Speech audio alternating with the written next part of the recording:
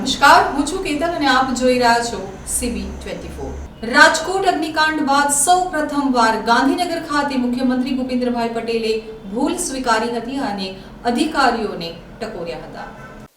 કે ભાઈ રાજકોટની બીના બન્યા પછી આપણને એમ થાય કે ભાઈ આટલું બધું કામ કરીએ છીએ છતાંય